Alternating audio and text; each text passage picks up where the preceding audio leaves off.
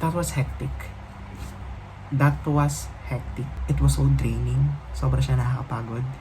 Hi guys, good morning. It's 10:38 in the morning and papasok na ako sa aking 11 a.m. mid-year class. Samahan niyo ako. Every time papasok ako sa school, binabike ko lang siya. And it takes me around 15 to 20 minutes. Buhay na pagbablog to guys kasi nagbabike ako. Tapos nag-cellphone, my goodness.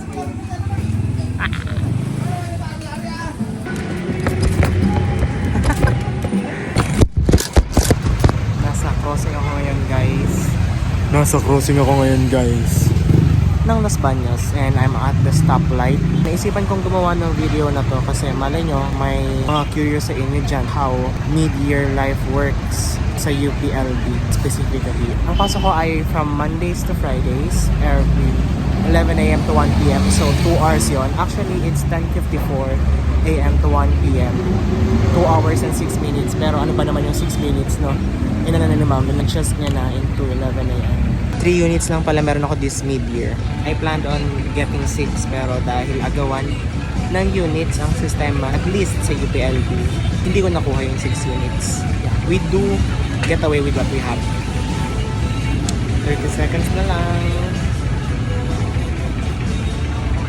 Sana hindi ako malate at sana hindi magpa-quiz si ma'am, no? Kasi kapag nagpa-quiz siya, surprise!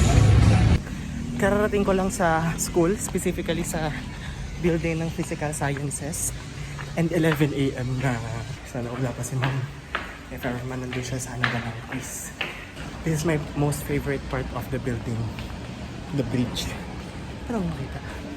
Yan. The bridge that bridges wing B and wing A of the building. That way, no? So, tanda nyo, 1, 3, and 10. And that would be hexokinase, phosphoproctokinase, and the pyruvate kinase.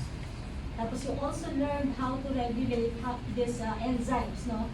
Essentially, for glycolysis, dependent siya sa energy charge of the cell. No? Kapag maraming ATP, then you have to...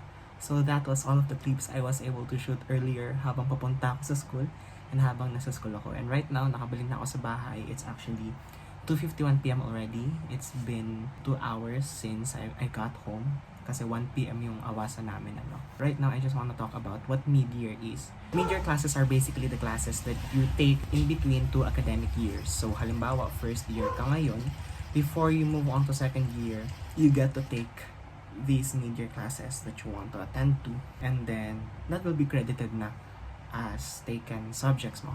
Yung reason ng mga tao why they take mid-year classes ay marami. One possible reason is that they have failed subjects before that they want to take during mid-year, and some want to advance take some of their subjects in their degree program, and some are required to really take mid-year classes in their curriculum. And as I have said earlier, I was able to get 3 units but the maximum are 6 units. Kapag lumagpas ka na sa 6 units, bawa nag 9 units ka, you're already overloaded, so you need to file an overloading permit. Hindi including yung 2 unit HK na pwede mong i-take. So you can take 6 academic units plus 2 HK units or even 4 HK units, I'm not sure. But I think that's possible, ano? Kasi hindi binibilang yung units ng PE subjects doon sa talagang number of units that you need to take. Now, let's talk about my mid-year experience. Actually, pangalawang mid-year ko na to kasi last year, bago ako mag-second year, nag-take din ako ng mid-year classes. I have taken a set of mid-year classes din, that was Chem 32 and Chem 32.1. Quantitative Analysis 1 lecture and Quantitative Analysis 1 laboratory. So, that was in total 5 units. And that was hectic. That was a year ago. It was so hectic. Monday, Wednesday, Friday, meron kaming 7-hour laboratory plus 2 hours lecture. And sunudan yun, wala yung break if I'm not mistaken. So, from 7 a.m. to 2 p.m. and then 2 p.m. to 4 p.m. every Monday, Wednesday, and Friday. Dire-diretso kaming nasa Physical Science Building. Umaga hanggang 2 p.m. we do laboratory, and then 2 p.m. hanggang 4 p.m. we do the lecture, it was so hectic. It was so draining. Sobra siya nakakapagod. My classmates can testify about that. Nakakapagod siya. Super. Pero ngayon, yung mid-year class ko ngayon is 3 units lang. Kaya, it's lighter. And enjoy ko pa siya. Kasi biochemistry siya. And I never thought I could enjoy biochemistry this much. Kasi, nung high school, hindi ko siya maintindihan. Siguro nakadepende talaga siya sa teacher. Kasi ang galing ng professor namin ngayon sa biochemistry. Salute to you, Ma'am Recuenco. Nag-name drop. Nag-prof review. Ang galing si Ma'am Recuenco. I'm thinking of getting her as my thesis advisor. Ipagpipray ko pa. Ang galing. I'm happy na yung mid-year class ko ngayon is light lang. Kasi lecture lang siya.